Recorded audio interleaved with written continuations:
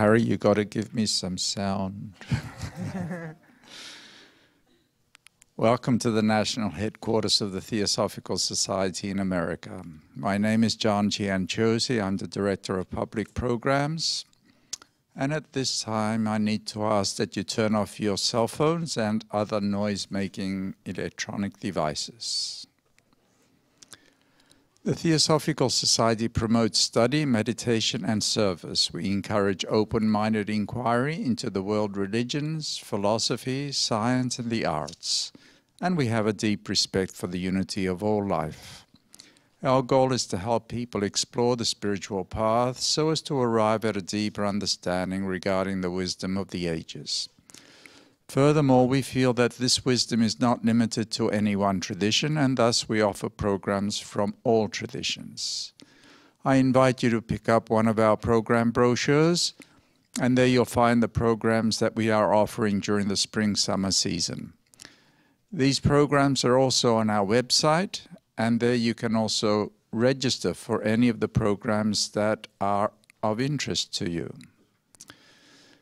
The Theosophical Society is a membership organization, and we are always happy to welcome new members and renewing members. However, the programs that we offer here, together with the other resources, such as our library, bookshop, and wonderful parkland, is open to the public, and you are always welcome. Certainly, you are always welcome to come to any of these programs that we offer. We feel they are of value, and I trust that your experience this evening will prove me right. This evening, we are happy to have with us Karen Brody. And Karen is, first of all, a mum. I thought I should mention that. She's an entrepreneur, public speaker, and a published author. Her latest book is Daring to Rest, Reclaim Your Power with Yoga Nidra Rest Meditation. This was published last year. And Karen is the founder of daringtorest.com, which is a website focused on training women leaders to help others move from worn out to well-rested and create a culture of global wellness. This is her first visit here, and it is part of a promotional tour for her latest book.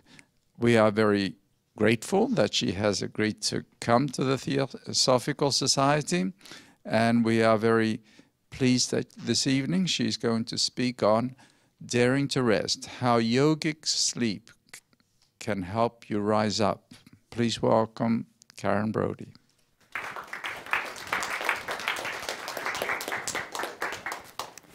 Thank you, John, so much, and thank you, everyone. Happy to be here. So, what do you do when you find yourself exhausted? Maybe it's because you're getting a divorce, or maybe because you have lost your job, lost a loved one. Maybe you're a mom, like me, who is exhausted because that's what we think moms need to be, and we're caretaking, or you're caretaking your parents, and you're exhausted from that caretaking. What do you do when you find yourself exhausted? Well, most of us grab counterfeit energy, right? We go, coffee, I need a donut, I need anything to keep going. Who am I? I am a person who's been helping people dare to rest for the last decade. And I have been practicing Yoga Nidra meditation, which is the cornerstone of the Daring to Rest process, the method that I teach. I've been practicing that for the last 14 years.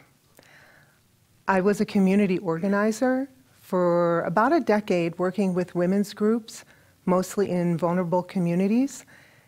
And I began to see all the health issues that these women had, all of the deep exhaustion that they carried, and how this was getting in the way of them rising up. And I really felt passion about women's health issues, and so I began to write about it. I began to write articles, I wrote a couple of books about it, and then I found Yoga Nidra meditation, and I thought, oh my gosh, you can sleep your way to better health? Like, this is just too good to be true. So I started offering these 40-day, what I called in the beginning, nap quest for moms. Because for me, Yoga Nidra meditation was a combination of a nap, like the best nap you've ever had, and a vision quest. It was deep. It was a self-discovery process that it opened up this whole world of who you are, the truth of who you are. And I began to lead these 40-day processes, and then I began to invite women to do immersions, 9 months together. I called it the Art of the Well-Rested Woman. And it was beautiful and rich, and women were having incredible breakthroughs. Sleep, obviously, being one, huge one. But the other pieces were just setting boundaries in their lives with people. And slowly, I began to see that this was a method, the way I was working with women, that needed to be written down, because Yoga Nidra meditation, which I'm going to talk a lot about today, is something that is written here and there, but there was never a method for how do we use it in our modern lives. How do we use this ancient yogic sleep tool, which is Yoga Nidra? It is a sleep-based meditation technique. And so I was really determined to use it. I was really determined to help people go from worn out to well-rested, which is what I got from Yoga Nidra meditation. I call people who go through this process of daring to rest well-rested women, well-rested men, well-rested children, because not that you're going to be perfectly well-rested at every moment, because I think that's unrealistic, but there is something in this journey when we walk in so worn out, and then we practice Yoga Nidra meditation, and suddenly we begin to remember what we forgot. We begin to remember who we really are. We begin to sleep better. And so we have better focus. We have clarity. We have all of these pieces that just didn't come together beforehand. And the well-rested woman remembers again and again that rest is a foundation. Rest is just like water and just like food. If you think about it, when in captivity, if they really want to torture somebody, they don't give them food, they don't give them sleep, right? They don't give them water. And that's how we torture people. Rest is a foundation. So when we start saying, oh, well, this isn't working, our sleep isn't working, or this, we have to go back to the foundations. How are we building our house, so to speak? And that's what I became really curious about, because when I saw women go through the 40 days of the nap quest, I saw that, oh my gosh, they were starting to build their foundation. So the well-rested woman is actually an archetype. The well-rested woman is this person who actually can have life fall apart, because life may fall apart. That is the nature of life. But she will not be broken, because when your foundation is strong, you may have, a window fall off. You may have, the breeze may knock a few things down, but you come back much more easily when you have the foundation, and that is rest. Rest is the foundation. So I want to tell you a few stories about how I came to this Yoga Nidra meditation, and really some of the key features that I would love to leave you with tonight. So Yoga Nidra really came to me very unexpectedly. I was a mom of 2 small kids under the age of 2.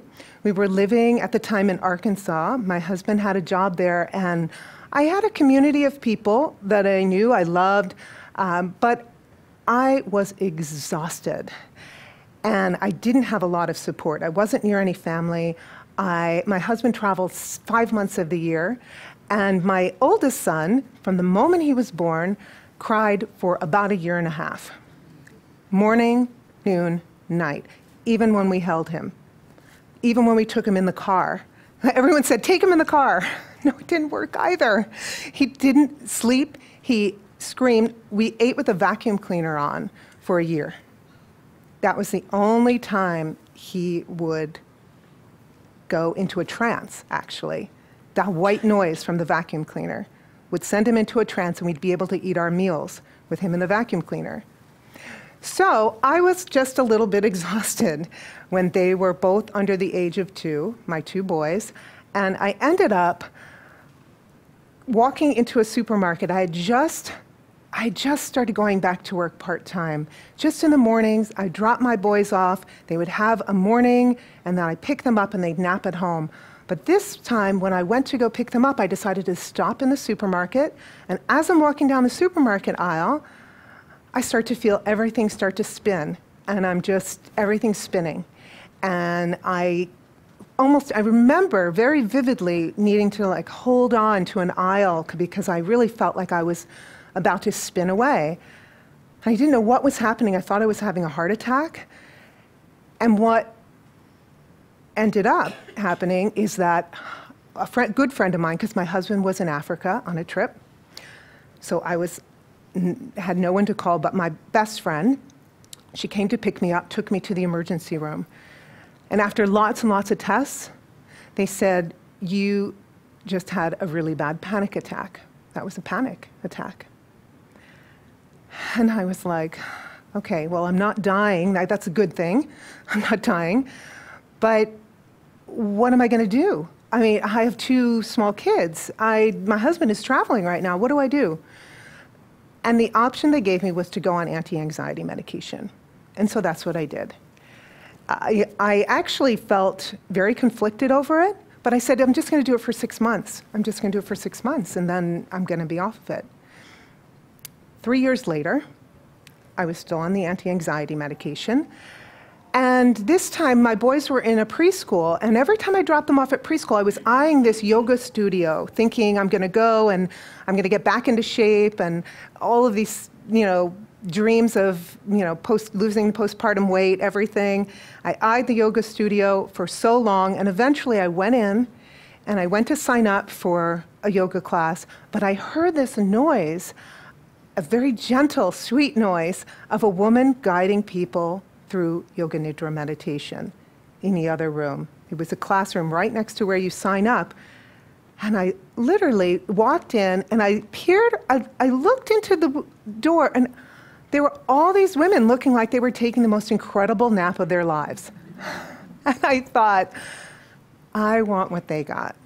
I don't know what they got, except it looks like the best nap of your life, but I need that. And they had blankets and eye pillows, and they looked so blissed out, and I so wanted that. So even though I was a little bit hesitant to pay for a nap, I thought, who pays for a nap, right? Like, I'm really going to pay to go to sleep. I was so exhausted and desperate, and I signed up right there. And very quickly, I began to feel rested. The first time I knew I was rested was when I got to a stop sign. First of all, I stopped because I wasn't stopping at stop signs. I was just going straight through. I was like a drunk driver. And also, I wasn't going over curbs anymore, because when I turned the car, I'd go over curbs all the time. My kids would go, wee! They thought it was hilarious. I'm realizing that's not right to go over curbs. They didn't know that. They thought they were in a, amusement park or something. But I truly began to wake up. I felt my whole body was rested. I wasn't going over curbs. I wasn't going through stop signs. I was feeling just alive again. I was feeling happy. And slowly, I began, every time I practiced Yoga Nidra, to start to hear these voices. Now, I'm a writer, and I was writing about women's health issues, and I had interviewed 118 women about their birth experiences. And I thought I was writing a book about childbirth. Well, I could not get that book proposal written. I could not figure out how to turn these stories into a book, even though I'd written 2 books before. So I just kept plodding away, thinking I'm writing a book. Well, through Yoga Nidra, I began to hear, it's a play. And I was like, it's a play? Again, it's a play. And then, after I would practice Yoga Nidra, I would get into my own minivan, and I would literally grab napkins from the glove compartment to start writing down lines of what's going to be in the play, because I heard that this is a play. And then I told my husband, I'm writing a play, and he's like, you don't know how to write a play. You're writing a play? You can't write a play. And I said, I'm writing a play. I was getting these instructions, and it was definitely coming from rest. It was coming from a place that, honestly, I didn't know where. I just knew I was getting these instructions. So I wrote a play. I wrote a play called Birth. Now the play has been produced in, I think, 73 different cities around the world. It's been translated into 3 languages. And it's raised over $1 million to improve maternity care. And I feel really proud about that. I actually I didn't know that was what I was doing until I got the instructions. And it came through rest. It came through creating my foundation. I then started hearing other instructions. I started hearing, which completely confused me, raw food, raw food. And I thought, I don't want to eat raw food. I really don't want to eat raw food. But again, raw food, raw food. And then suddenly I realized, oh, okay, raw food. My mother had been telling me about this woman, this raw food woman, an intuitive, I don't even know what you call her, a healer, who lived on the Lower East Side in Manhattan. And everyone, my mother's a school teacher, and everyone in her school, all the teachers were going to this woman, and they were feeling healed. And I thought, well, maybe I'll go see this woman, Amy, because I'm getting raw food, raw food. So I make an appointment to see Amy, and that changed my life. Amy was not only someone deeply into raw foods, which I did not go 100% raw food, by the way. I did dabble in it. But she was really more there as my bridge to getting rid of the panic attacks, which I really had, honestly, no intention of doing because I was on the medication and I thought, this is just my destiny. I had actually realized my father had panic attacks for many, many years. My father and his mother. And so I thought, oh, that's my destiny. You know, if it's in my DNA, then I'm going to have panic all the time too. Well, Amy taught me that it's just energy. She used to whisper to me, it's just energy. Every time I felt my body sort of convulsing because I'd get really shaky, she just whispered, it's just energy.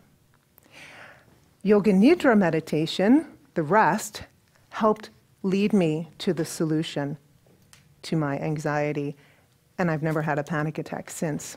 That was just over a decade ago. So I began to think there's something to this rest. There might be something to this rest. But life gets busy, as life does, and I had 2 small kids, and my oldest turned out that he has very severe learning differences. And so I was really consumed with meeting his needs. And as we do, I forgot about Yoga Nidra. I just forgot. Life got busy. And then we went overseas to live. My husband's job took us there.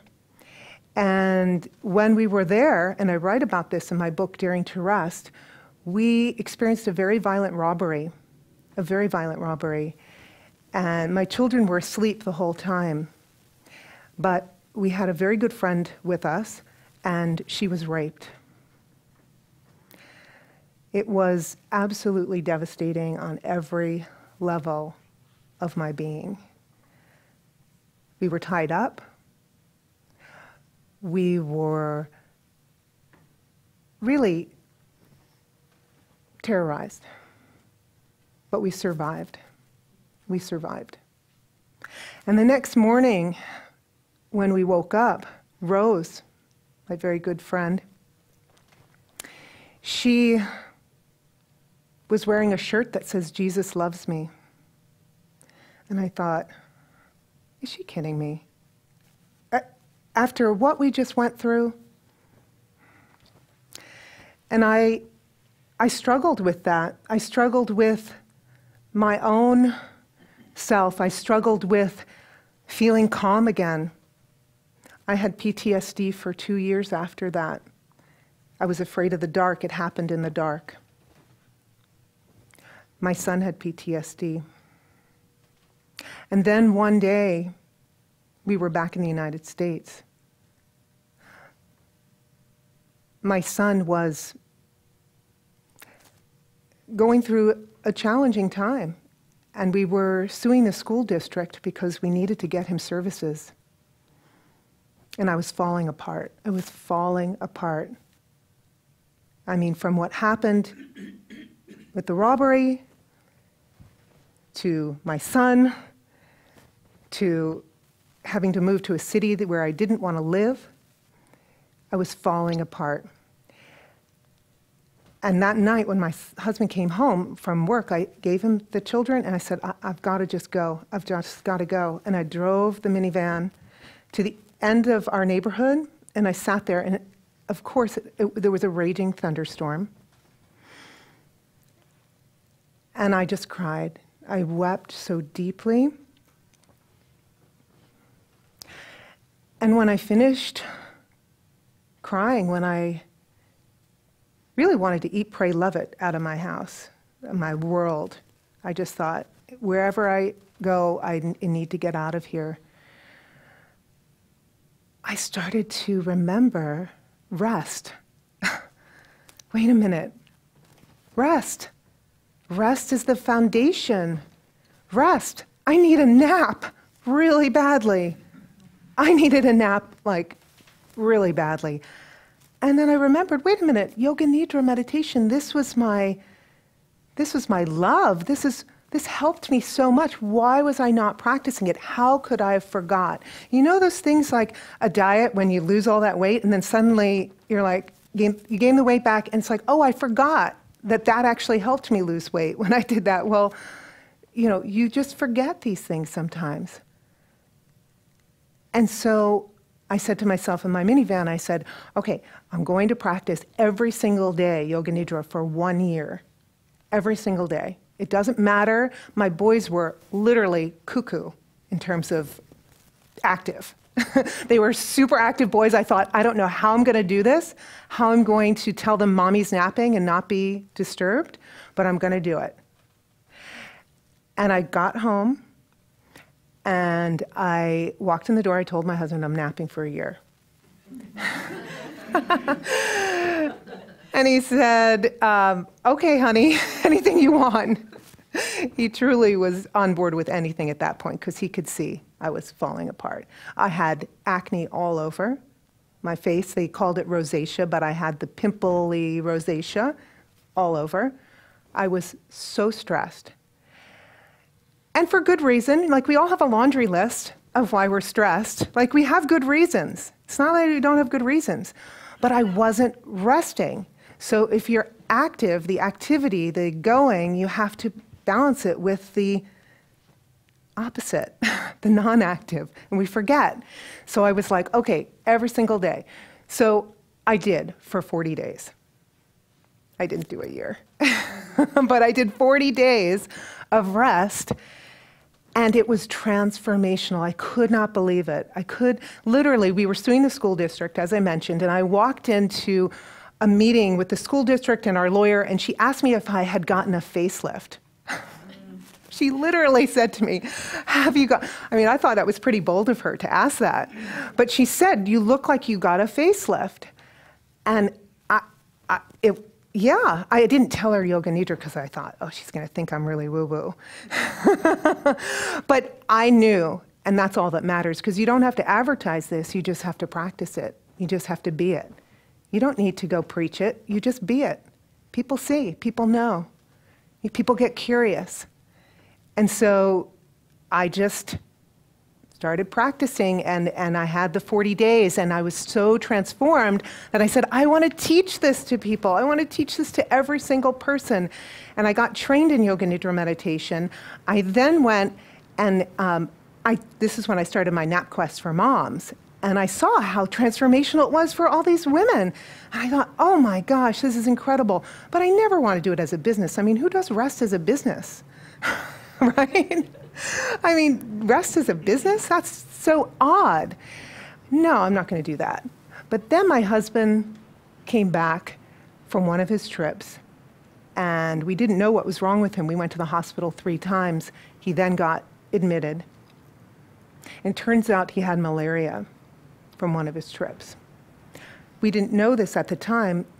It took a long time before the hospital could figure it out. He actually tested negative twice for malaria before we figured it out. So as he's getting worse and worse, literally with malaria, when the fever goes high, you start shaking. You have almost like convulsions. I was 24/7. My mother was with my kids 24/7 in the hospital with him every night, yoga nidra, in a chair. And I was okay. My husband was falling apart. And then I realized, wait a minute, let me give him some yoga nidra. But actually, I mean, he didn't really meditate. He sometimes used yoga nidra at work. He liked it right before lunch because he said it helped him in the afternoon feel more rested. But I gave him yoga nidra meditation, and he suddenly looked so calm, so relaxed. He was looking better and better. The nurses were really curious. His roommate in the hospital room, he came in with lots of bronchial problems. And his wife then says to me, can you give him some of this yoga nidra, whatever that is? So we put it on her phone, give it to him, and suddenly, and he had been in the hospital for over a week with these bronchial problems, could not get rid of it. They have him on every medication. Suddenly, within 24 hours, he's out of the hospital and he's breathing fine. And the nurses then want the yoga nidra. And suddenly I say, I've got a business. This is a business. Because rest is a foundation, and we all need rest. And so today, when I'm talking to you about this, I want to transition to explain to you what yoga nidra meditation is, because this is rest medicine. This is what I call rest medicine. Yoga nidra is a sleep-based meditation technique. So what that means is, if you've meditated before, you may know in meditation, most meditation, you are in a waking state when you meditate. So your beta brain. You follow a mantra, you follow your breath, and you sit very still often, and you're in your waking state throughout it. You can be guided, or it could just be quiet, and you'll be meditating. That's most meditation. And I meditated, by the way, since I was 22, so over 25 years I've been meditating. I knew meditation very well. Yoga nidra is like meditation with a cherry on top, okay? Because, well, number one, you can lie down, although you can sit as well. You lie down, and when you practice yoga nidra, you go from the waking state to the dreaming state to the deep sleep state, and then, and this is where I say, here's the cherry. The cherry is you get taken to a 4th state of consciousness known as turiya. It is a place where you literally power down to 0. Your thoughts go down to 0. So imagine how restorative that is, because what gets in our way most of the time are thoughts. That's the stress, is like the loop of thoughts. And once you power down to 0, you get out of your own way, and your organs can start to regenerate. Literally, the brain waves that you go into in yoga nidra meditation are very similar to almost like a coma. And I don't want to say that to scare anyone, but I'm saying that more because why do we go into a coma? We go into a coma to reboot. Some people can, some people can't, but sometimes they induce comas so that people's bodies can rest. So yoga nidra gives us that sleep. It literally trains the body to sleep. I didn't understand why more people don't know about this ancient yogic sleep tool, because we're not sleeping in our culture. So we need this. You can literally relearn how to sleep. Yoga nidra teaches you, and it does this by going through 5 bodies of awareness. So in yoga, we think of the body not just as a physical body, but we think of the body as 5 bodies. You have 5 layers, and they conceal the soul. In Yoga Nidra, we are taken through this map to clean the 5 bodies. So you first are taken through the physical body, and we rotate attention. It's a guided meditation, Yoga Nidra. So we rotate attention through the physical body, usually by body sensing the different parts of the body, releasing energy from the different parts, allowing you to start flowing again. And then you clean the energy body, and the energy body is, usually through breath work. You begin, again, this gets the flow going. This begins, you've grounded down with the physical body, then you begin to get the body flowing again when you clean the energy body. And then you go into the mental body. And the mental body, that's when, this is the one that usually many of us have to clean really well, because this is where we have a lot of our thoughts, our habits, our patterns that really weigh a lot of us down. The imprints, they call them samskaras in yoga. It's a Sanskrit word that means imprints. And these imprints are what we think we are when our ego is in the way, when we feel separate from. But once we begin to shine awareness on all these bodies, but particularly the mental body, the imprints start to fade. They start to dissolve. And we start to begin to see the possibility that we can be something different. We can be our best self. And then we enter the wisdom body. The wisdom body is the 4th layer. And that 4th layer is when you become the witness of your life. You begin to not take everything so personally. You take a step back and you see, oh, okay, yeah, that is me, but I'm also not that. I am that, and I'm not that. And by loosening that, you begin to live in this and both. So usually in life, we think of things as either or. Either I'm this or I'm that.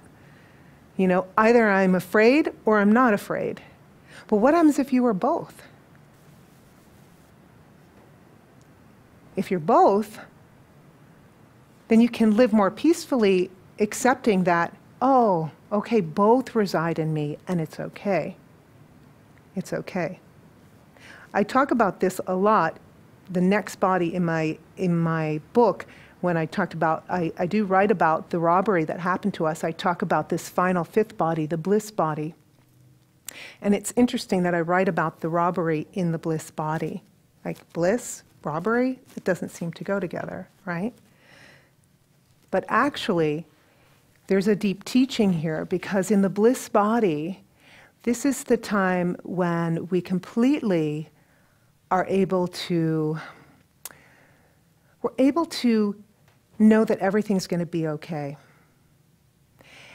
And that was the t-shirt that my friend Rose wore that morning. Jesus loves me. Yoga Nidra, when we get to the bliss body, Yogi Amrit Desai likes to say, you get downloaded the phone number, the email address of God. You get it all. You get the whole download. You're plugged in, whether you call it God, the divine, whatever you call it, the universe has your back. And when we experience trauma, we forget this. We feel that we're falling all the time. The moment you know that it's okay, it's going to be okay, you begin to program back to wholeness, program back to bliss. People who've had trauma can't always get straight to bliss, right? It takes a little while to get there. But just knowing everything's going to be okay is a huge paradigm shift for a lot of people. Because when we're fearful, when we live in fear, when we have anxiety, we don't think things are going to be okay. And it's huge. So Yoga Nidra takes us through these stages, these 5 bodies of awareness, and we rotate attention through these 5 bodies each time in Yoga Nidra, and you go deeper and deeper into brain waves. You go to sleep with a trace of awareness. Yoga Nidra is sleep with a trace of awareness. That's what it is. So it's meditation, and you get all the benefits of meditation, and you get the benefits of sleep. And for a lot of people who don't get deep sleep, and many of us don't nowadays, it gives you that deep sleep. I always say, especially for new moms, I feel Yoga Nidra meditation is critical because that is a time in life where you really can't get the sleep that you need.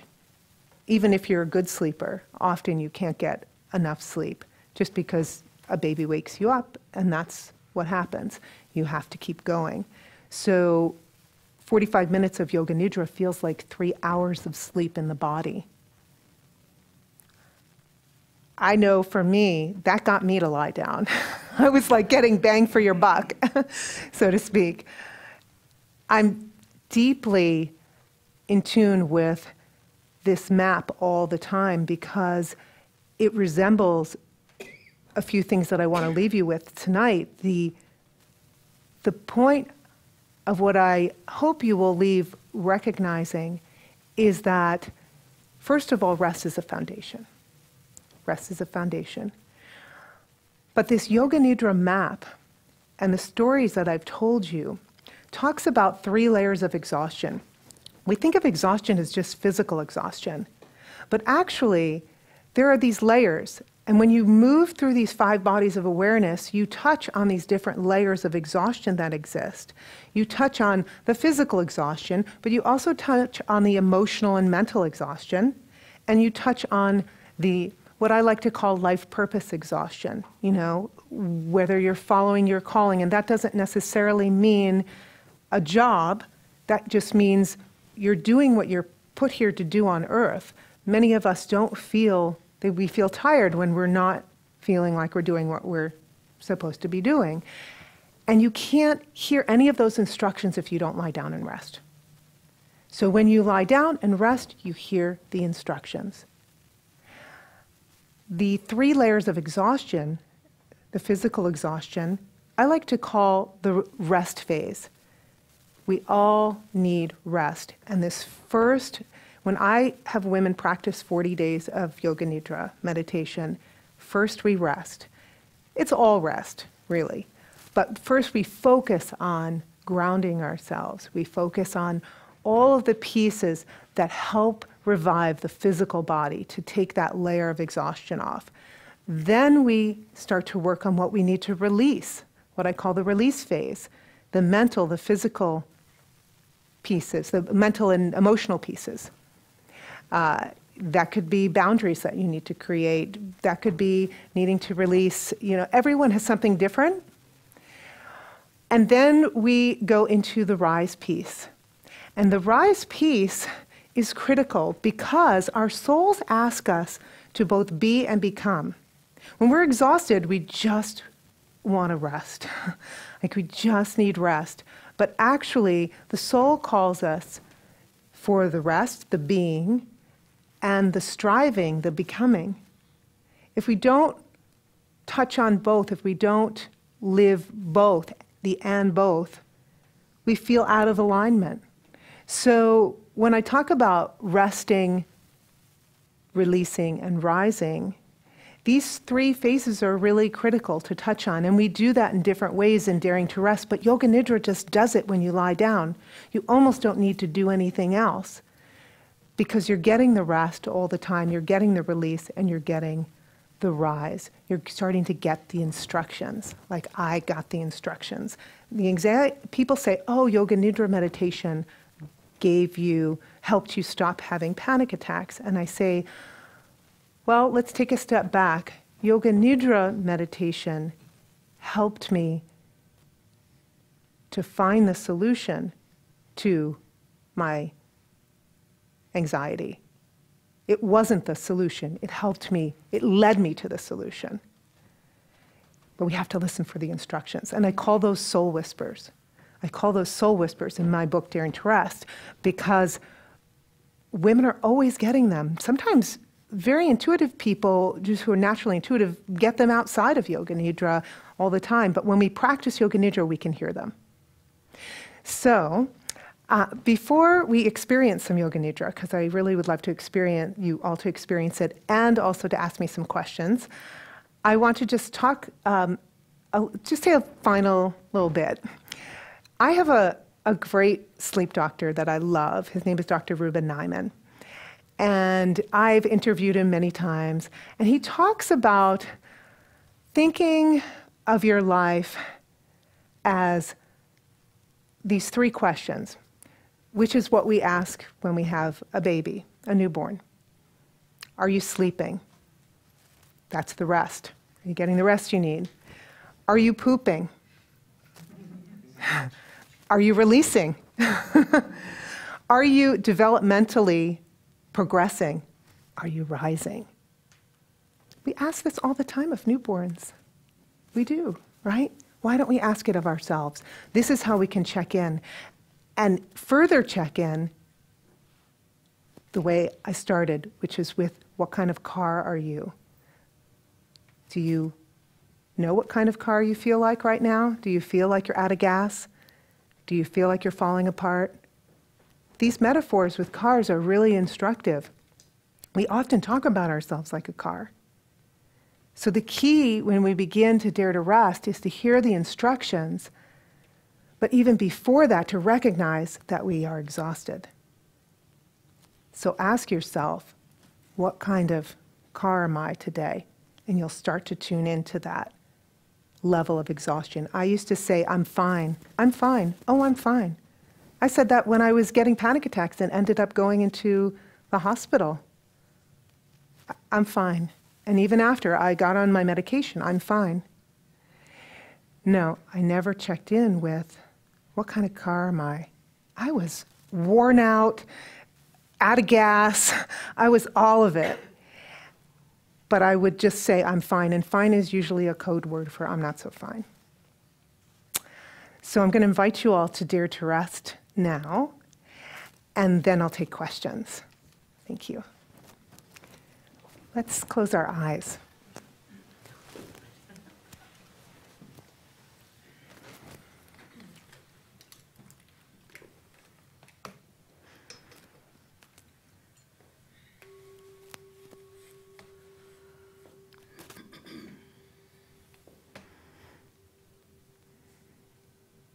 Just begin to quiet your mind. Be still.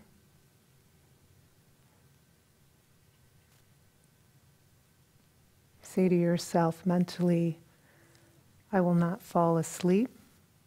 I will remain awake. Let's take a deep breath in and exhale with a deep sigh.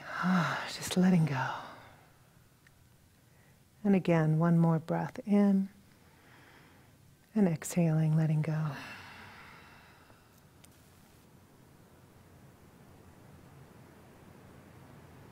Allow any sounds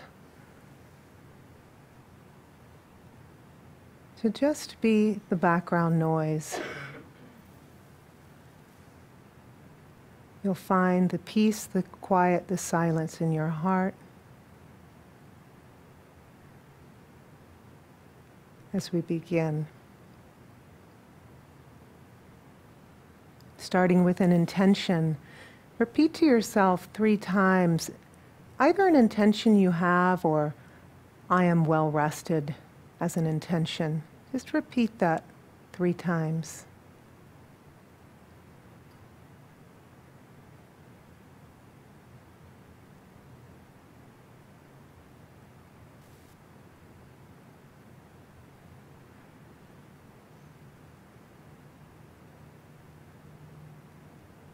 Now we'll begin to rotate attention throughout the body.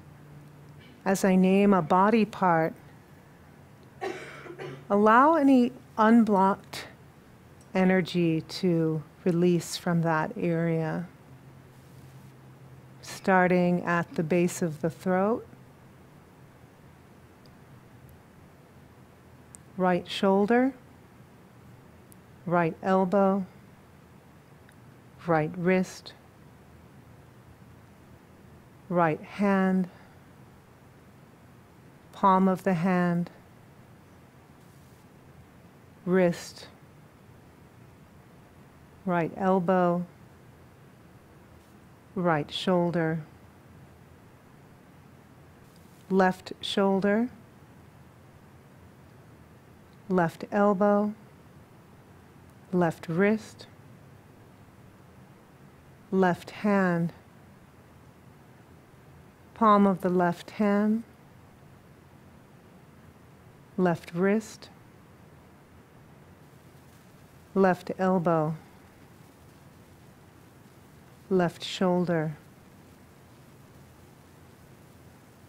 middle of the chest, right side of the chest, middle of the chest, left side of the chest, middle of the chest, navel point, middle of the pelvis,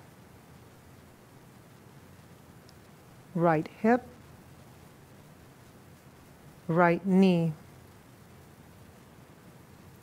right ankle, right foot, right ankle, right knee,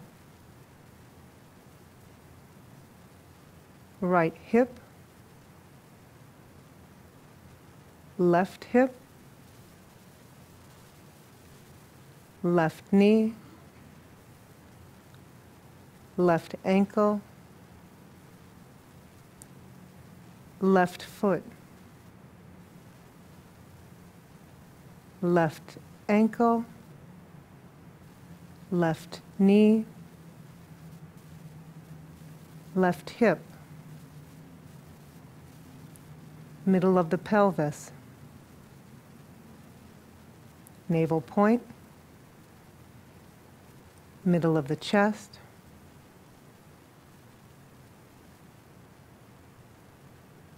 base of the throat,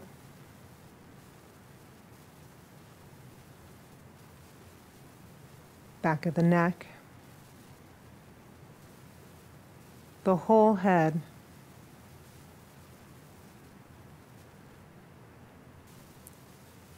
and now come to the eyebrow center, the space between the eyebrows, and rest here for a moment.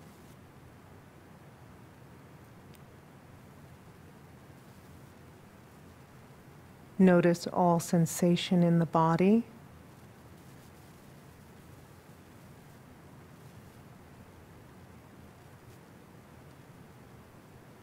If you have thoughts that are moving through your mind, just allow them to move through like a cloud in the sky.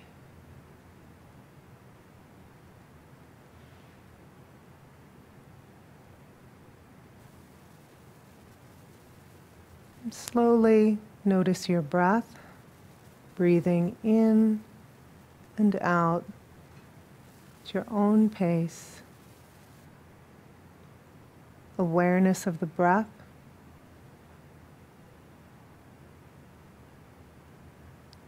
Aware of breathing in and out.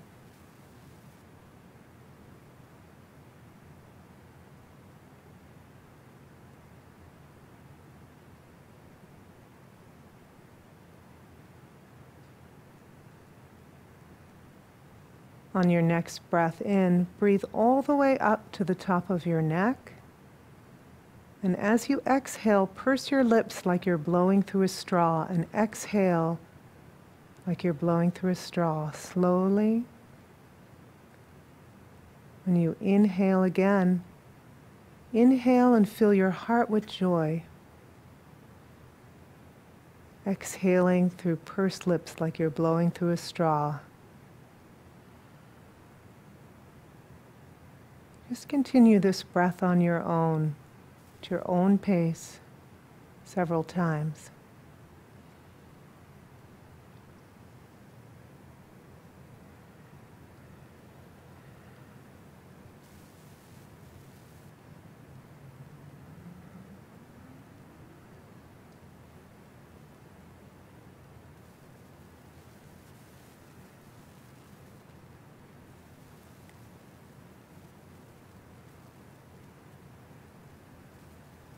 Now stop, come to the space between your eyebrows and rest here.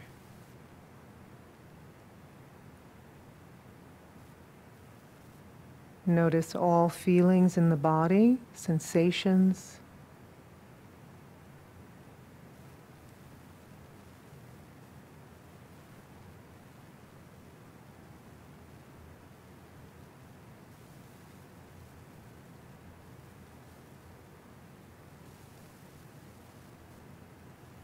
And now slowly begin to feel your body warm, starting at your feet.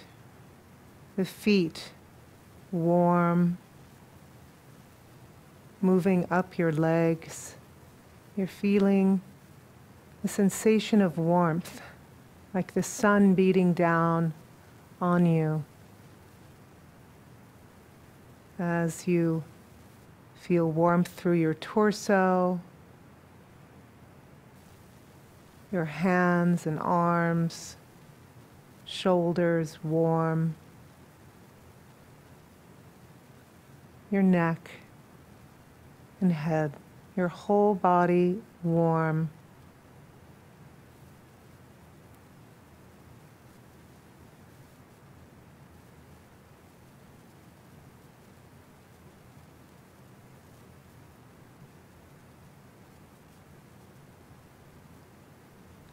And now your whole body cold. Feel your whole body cold, beginning in your feet, like you're laying in the snow. Your body cold. The cold moving all the way up both legs, hips, pelvis, torso. Arms and hands cold, shoulders, your neck and throat cold, your head cold, your whole body shivering cold. Feel your body cold.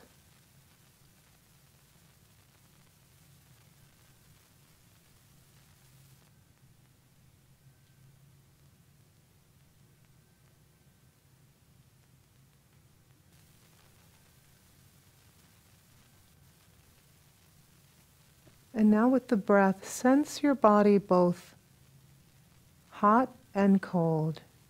Just notice how you feel when you merge both sensations of hot and cold.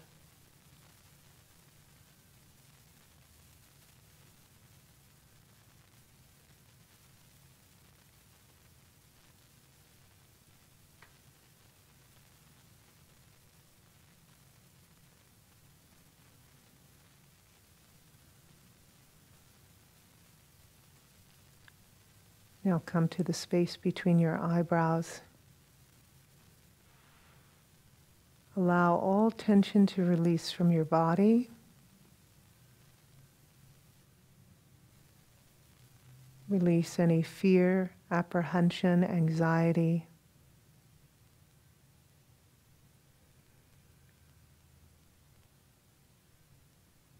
Allow your body just to be.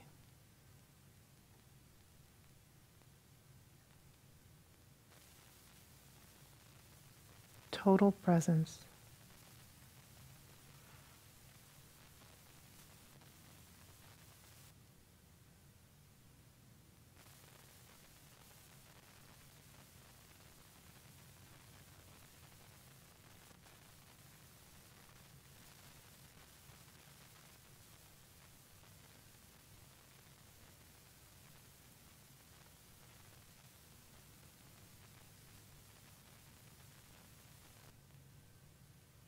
Now repeat the intention I am while rested, or any intention you have 3 times.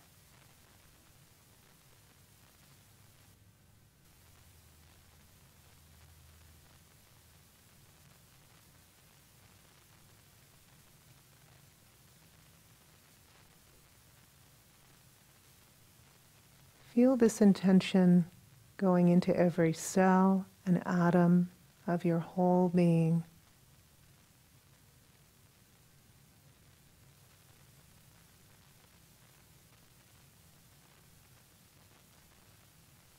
Know that when you rise from Yoga Nidra, your intention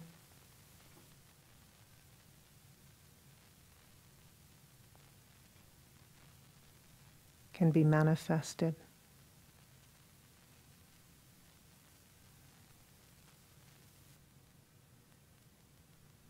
Now repeat the following affirmation. I am in harmony. Feel this.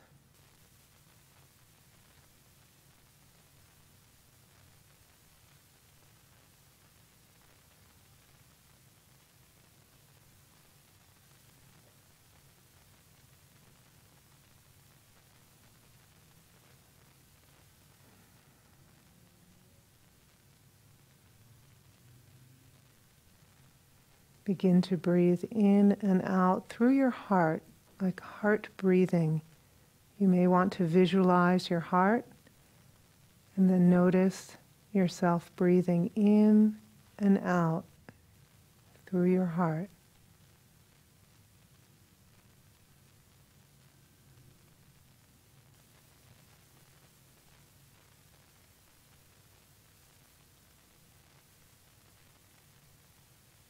A smile emanating from your heart. Notice that smile begin to spread throughout your body.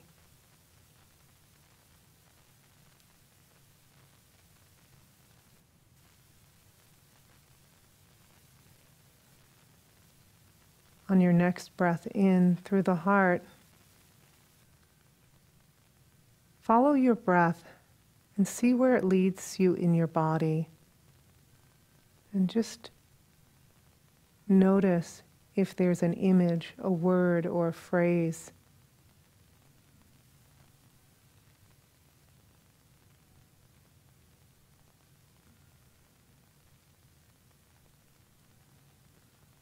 Just receive whatever is there, and if it's nothing, that's okay. Nothing is something. Whatever you receive, exhale this through your heart.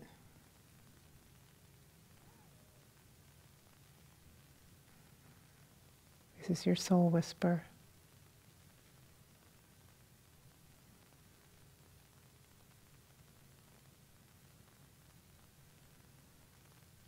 Now slowly beginning to wake up, just keeping your eyes closed. You can wiggle your toes, your fingers, any place in your body that just wants to move. Just allow yourself to begin to wake up. Your eyes closed, staying in this deep peace.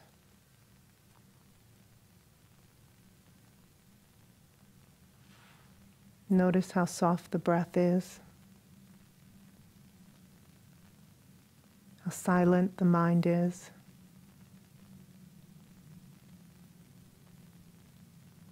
How quiet the heartbeat is.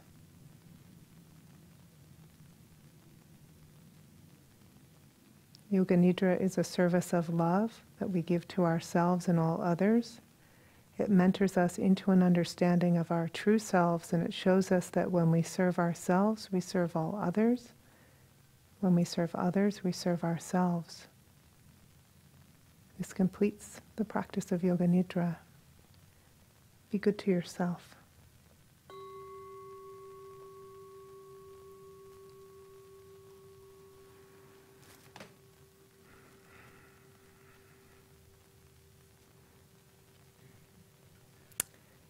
I'd love to take questions as you're waking. Thank you all so much. Thank you, Karen. And we do have time for questions, and Karen is happy to take questions. So if you have a question, just raise your hand, and I'll bring the microphone to you. It need not be a question. It can also be a point of discussion.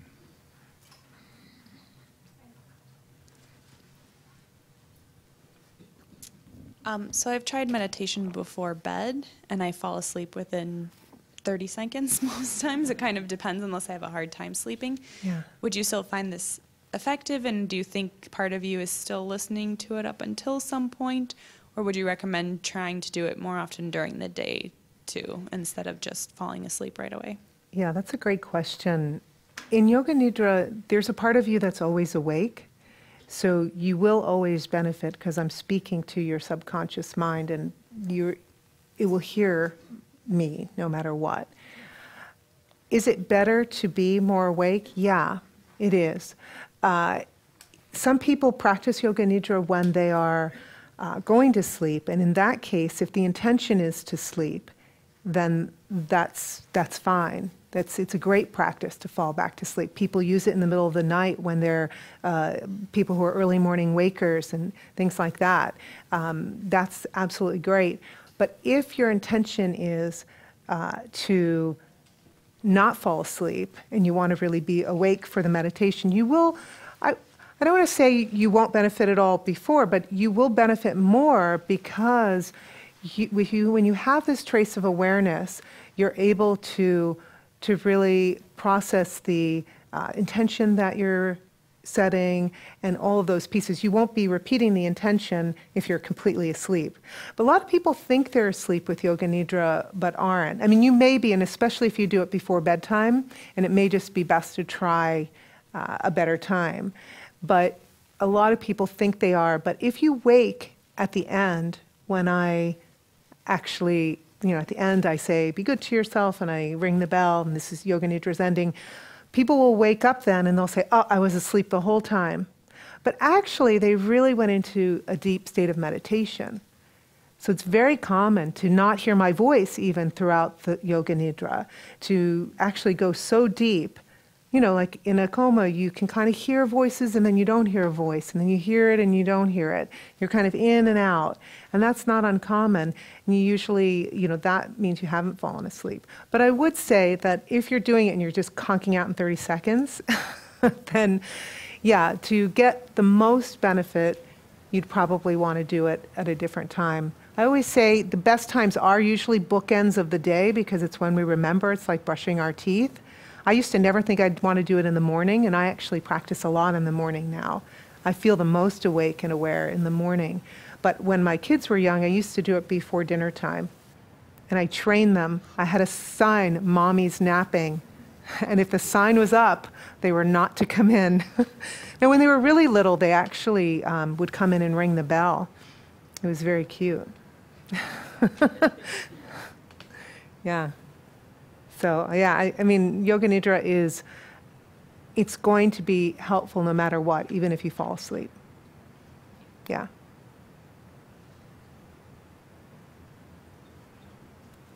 So this really isn't to Can help I us. just record the question as well, Yes. please? This really isn't to help us go to sleep then. It's called Yoga Nidra sleep meditation, but it's a meditation, not a method of falling asleep. Well, that's a great sleep aid. Yeah, well, it does help you fall asleep, so you can use it like that, and you get all the same benefits. But it is definitely, I mean, yoga, as everyone knows, who practice yoga, I mean, it means union or yoke, coming together, but the nidra is a Sanskrit word meaning sleep, and it's called the sleep of the yogi, and it is I don't want to say it's a technique to fall asleep to, but it helps people sleep. I can't tell you, I probably get 5 or so emails a week from people who are practicing Yoga Nidra through my book, Daring to Rest, telling me they had insomnia 20 years and they know now they sleep. So yeah, I mean, it's very effective for sleep. I'm surprised it's not more widely known, to be honest. I think every sleep school, every place that has like a sleep clinic should be teaching Yoga Nidra to people, honestly, way before they take a pill. So you Yeah. do it in the morning or at noon, but it will help you in the nighttime to sleep. Yeah, but people who have insomnia, I do tell them usually not too late in the, like 5 or later, I would not practice Yoga Nidra, because if you have trouble falling asleep, it's probably best not to practice that late in the day, because you either practice before you go to sleep and just let it take you off to sleep. That's okay. Or practice earlier in the day, and it will benefit you. Yeah.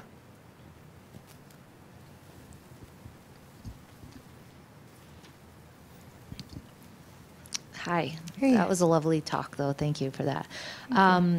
You mentioned that this is a guided meditation. Does your book include the meditations that you would provide? Yes. And more than what you just showed us today? Oh, absolutely. And because of the time, I really only took us through, we probably did do 15 minutes, and 15 minutes is about the time it takes to go into Yoga Nidra, because Yoga Nidra is a state of being. So you can't do it in 5 minutes. You could do some of these pieces of Yoga Nidra, but to actually get the deep sleep, you have to do at least 15 minutes. And what was your question again? Now I've lost your question. You mentioned multiple bodies, and Yoga Nidra takes you through the physical. I felt that we had gone into the physical, but I was curious to know if... Oh, you went through all of them. Yeah, I took you through all of them. So, I mean, I can dissect it all for you if you want, but we went through all of the 5 bodies. You know, the first rotating attention when I said your right shoulder, right elbow, wrist, that's the physical body. The breathing when we pursed our lips like we're blowing through a straw, that's the energy body. The mental body is actually going hot and cold when you're holding opposites. It's fascinating, actually. In fact, it's the breakthrough for many people with anxiety, when their bodies can viscerally feel the one piece. Right, we just did hot and cold, but we could do fear and trust, or, you know, we could do those two. And you hold those two, and what you begin to have this visceral understanding that you can release just the fear, because you don't have to just be in fear. You can actually, when you hold both, they release, and you come to this place of oneness. So that's the mental body.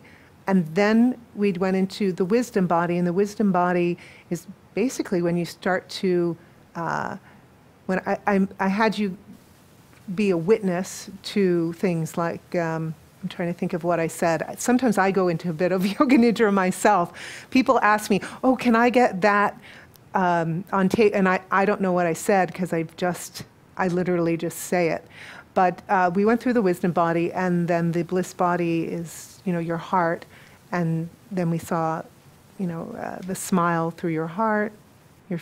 That's the bliss body. And then we did a very abbreviated version of things. A lot of times I'd love to do guided visualization as well for the wisdom body. So you're seeing yourself, let's say, walking on a beach in sand, and you're by the ocean, and maybe you go up to, I don't know, a fire pit, and you have a deep healing there. Well, there is that in the book. So the book has the meditations in the back, and also a link to go get them downloaded with my voice. So it's actually a book in 3 meditations, because on page 27 of the book, there's a link that you can go download those meditations that are written in the back of the book. And excuse me, please. Karen, the CDs, is that a recording? So there's also an audio program as well. Right. So that's a 40-day experience that I guide you through. It's based on the book, and it's all the rest, release, rise phases, and we go through all 5 bodies.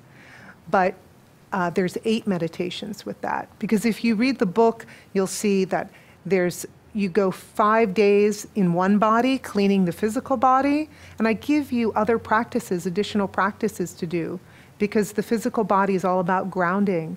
So we do a lot of these are additional things you can or can't do. If you just do Yoga Nidra, you're going to get super great benefits, especially for sleep and all of those pieces.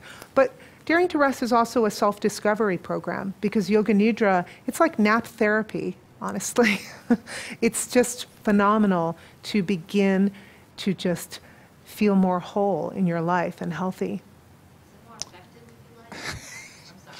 Can we just, please, if you've got a question, raise your hand. I can repeat it, but yeah. It's a conversation between two people, and we are recording the session. Thank you. Is it more effective if you lie down? No.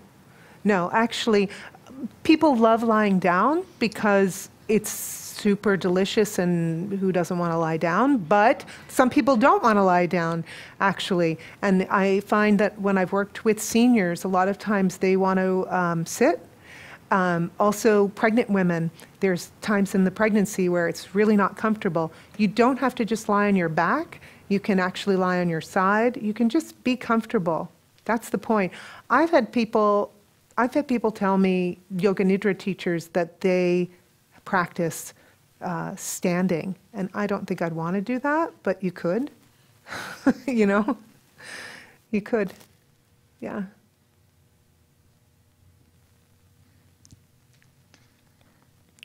Now I've frightened you, and you don't dare ask it. All you have to do is raise your hand. So I'm interested in the Saturday session, so I wondered what we could expect. I've read your write-up, but... Yeah, great.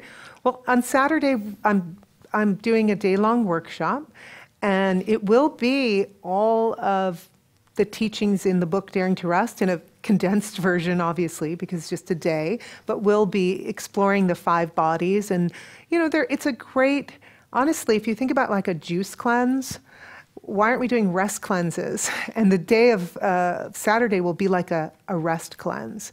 That's what it'll feel like. Because Yoga Nidra does help you cleanse. It helps you build the foundation for rest and relaxation in the body.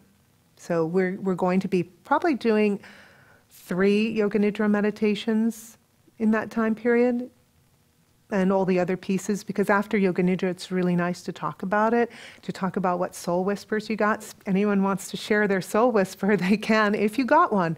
Some people don't in the beginning. It's like a muscle, just like rest. You have to kind of work the muscle, because, we're not used to listening to our souls. We're not used to paying attention. We're not used to stopping and doing nothing. And I really want to stress that, because people talk about self-care, and I love self-care, and self-care is great, but some self-care isn't very restful.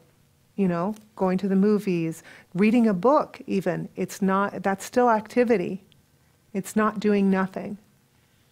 Doing nothing, rest is different. And that's what we'll be doing. We'll be doing nothing for the day. You have permission to do nothing. Hi. Could you say a little bit more?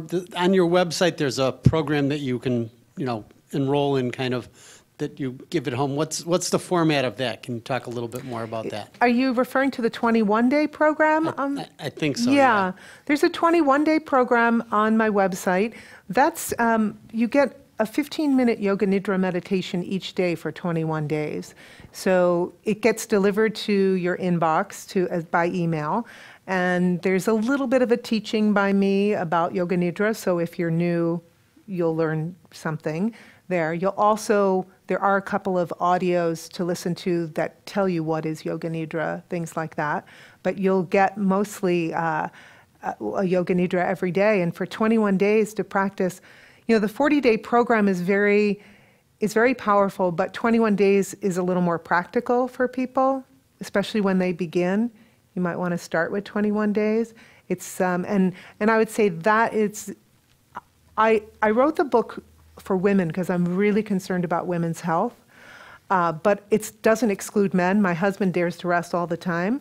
And I have a lot of things like the 21-day on the website. That's for men and women. There's nothing specific about it for women.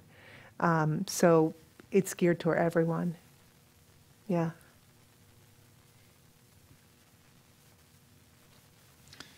No other question? And it's great to do as a couple, by the way. I must say, my husband and I, each weekend, pretty much every weekend, we dare to rest together. And it's beautiful because you feel more kind toward each other.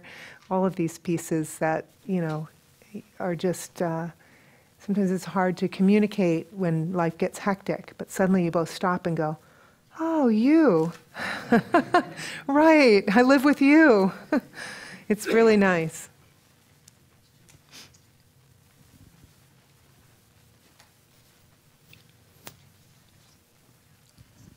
Are there certain countries or cultures that practice this on a regular basis as a whole? Well, because comes from India, yes. I mean, it's practiced more there. But bringing it to the West, it's starting to gain in popularity here in the United States. I'm really excited. Actually, on Saturday, there's a Chicago Tribune writer that's going to be there and going to write about it, which is great. And it was written in the Boston Globe. There was a piece as well, and a while ago. But it's exciting that actually I wrote something for Mind Body Green magazine a few months ago, and the editor there said to me, "Rest is going to be the new yoga."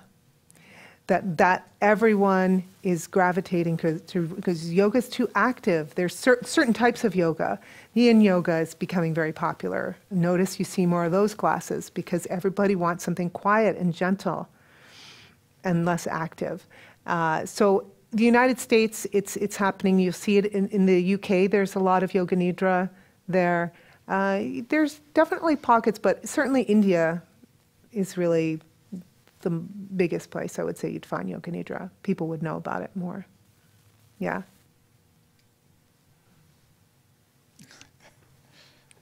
Okay, one more question for you. So sorry. This is your allocation. My friend isn't sleeping at all, and I told her I was coming to this, and she said, well, maybe I'll come Saturday. Do I have to know how to do yoga poses? Oh, that's a great question, and absolutely no. In fact, that to me is the problem with the name Yoga Nidra. And we talked about whether to call it that on the front of the book, even because people think, yoga? I don't do yoga. But no, there's no yoga poses, it's no asanas, nothing bendy, stretchy, nothing. And we're just going to be resting. We're going to be lying down doing nothing. Yeah, it's going to be deeply restful. Yeah, because our nervous systems really need this. They really do. We have to learn how to do nothing. It's an art, and we've lost that art, and Yoga Nidra reteaches us this. Yeah.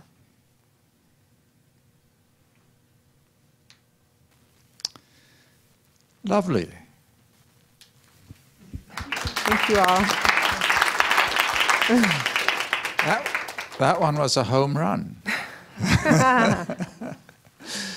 Well, thank you so much, Thank you. Karen. And I just want to finish off with a couple of announcements. You know, we did invite Karen to come here to not only speak, but to teach the workshop on Saturday, and of course, to do a book signing. And tonight was going to be the book signing event, in addition to having the books available on Saturday. Unfortunately, we had a little bit of a problem, and the books did not arrive today. I am told that the books are arriving tomorrow. So we have one book. I will sell it to the highest bidder. There's another copy down there, John. Is there? Two. Two. That one belongs to the library. I can't sell that one, but we can maybe steal it. That's not. No, that's not right. The book is just so you can see it, look at it, handle it. And there's also a sheet, a flyer about the book that'll give you some information about that book. It is available to purchase. And if you want a copy, all you have to do, if you're coming Saturday or tomorrow, that's fine. The book will be here. If you're coming for the workshop on Saturday, you can purchase it on Saturday. But if you're not able to come tomorrow or Saturday and would like a copy, we will be very happy to, when it arrives, to get it signed for you, autographed for you, and then mail it to you. So all you have to do is give us your name and your phone number if you're going to pick it up from the Quest bookstore, or if you want us to mail it to you, just give us your address. Okay, so I do apologize for that. It's just one of those things that happened. and it's unfortunate. But the book is available. And there's an audio program as well that is coming. The CDs are also coming. They were in the same shipment that did not arrive. And there is a flyer there or a sheet that will tell you about the CD set and how much they are. And they will also be available tomorrow and Saturday. If you're not coming Saturday and would like to get a copy of that, please just give us your name, phone number, and we'll get it to you. Yes, Jim? Yeah, I just wondered is there a big difference between the book or the CDs? The difference between the book and the CD is really that, well, first of all, my son's dyslexic and doesn't read very well, so he was so happy about the CDs. But, you know, it's not me reading the book. It's me guiding you through. So if you really want guidance, you want my voice guiding you, talking more about, it's all in the book, that information, but well, I might say other things too, because I was just in a recording studio talking to you all. It's like a little love letter. I'm telling you about the different parts of the journey, and you're following along with me. So you also get 8 Yoga Nidra meditations in the audio program. You only get 3 with the book. So the book is broken down into 3, and the audio program, 3 phases: rest, release, and rise. But in the book, we just did 1 meditation for the rest, 1 release, and 1 rise. In the audio program, because in the book you'll see, I go through all the 5 bodies. There's a different meditation for each body. You know, to clean the different bodies. So they're both great for different reasons. You know, it depends if you're more auditory. I would say don't do it in your car, so don't buy it to think you're going to, well, you know, people commute and I don't know, you know, an hour and a half commute, they'll think they're doing yoga. Don't do it in the car. I also see that there's an Audible audiobook. How is that same or different from the CD versus the paperback? Like, is it still 3 meditations?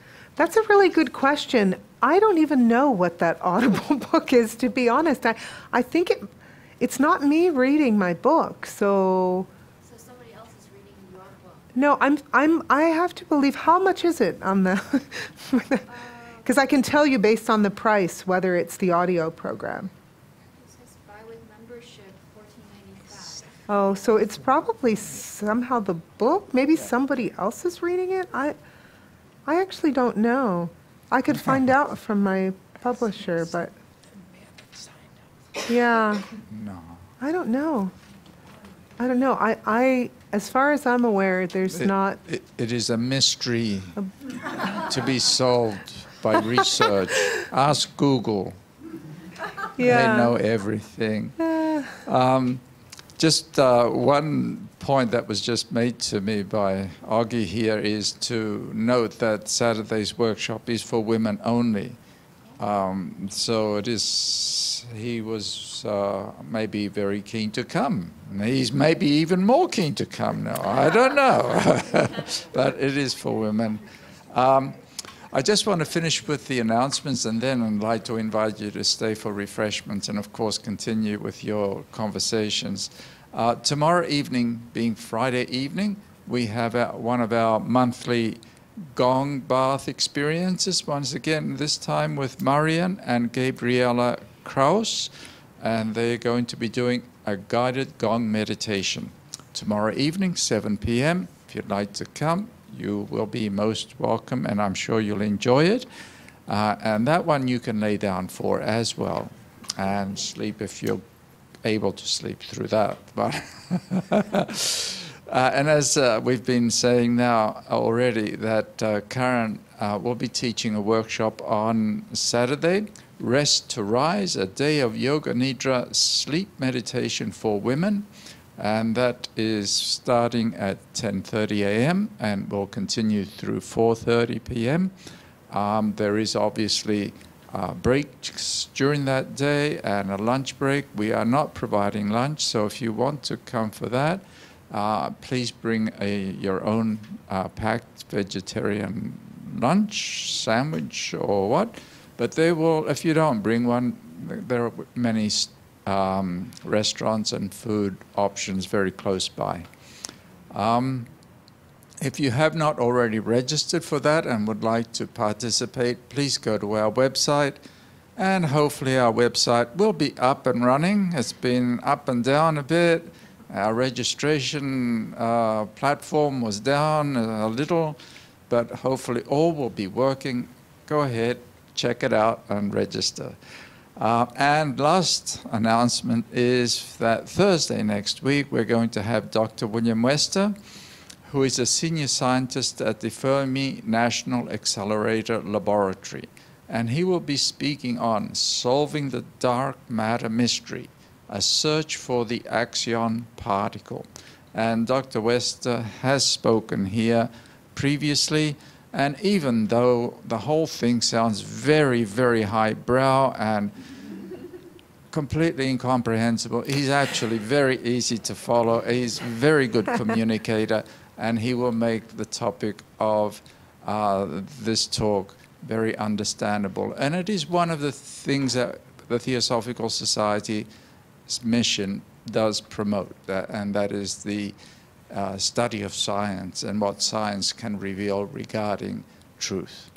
Thank you all for coming this evening. Thank you, Karen. Please stay and have refreshments and have a look at the book.